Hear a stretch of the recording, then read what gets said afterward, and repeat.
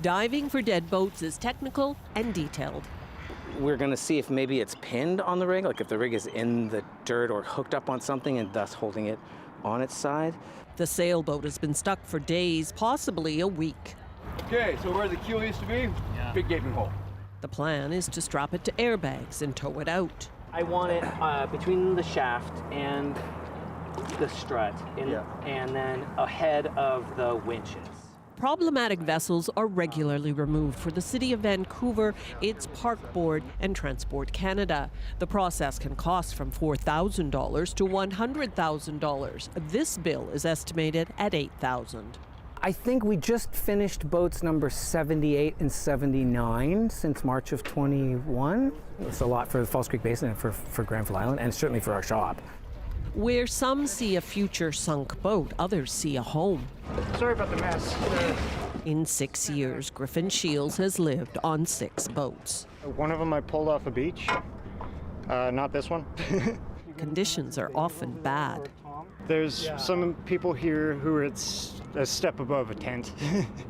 They don't have heat in their boats. They can't cook, and they have to use the washroom on shore and stuff, and no holding tanks and that sort of thing. Boats beyond their best before date are expensive to maintain. It's one reason why many are abandoned.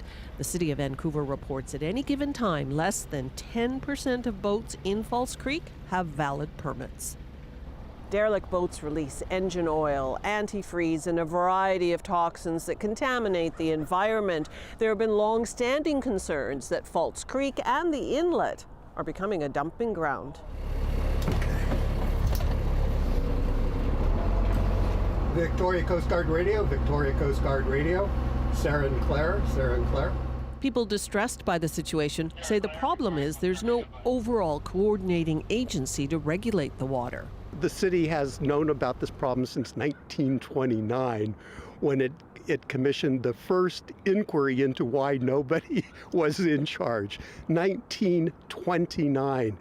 And every 15 or 20 years, governments and responsible agencies, they say, we've got to do something about False Creek because nobody is in charge.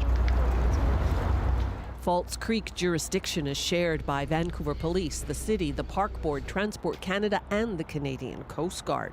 Ultimately, what we're trying to do is help clean up False Creek, alleviate the congestion, and address those community concerns that have arisen as a result of the overcrowding issue here on the water.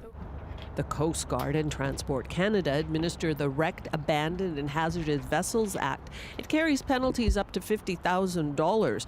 Records show only 4 fines have been issued since the law was implemented 6 years ago. Often that's because ownership of abandoned boats is as murky as the water.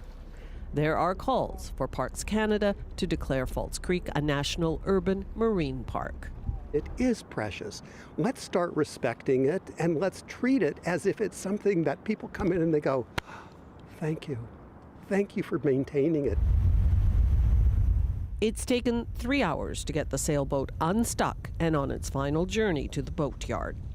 We will spend a couple of hours removing the recyclable materials, like all of the metals essentially, and then we're going to crush the plastic, or cut it into pieces and throw it in a dumpster and send it to the landfill. That's what happens to it. With that, there is now one less derelict boat in a waterway where there's no end in sight. Belle Puri, CBC News, Vancouver.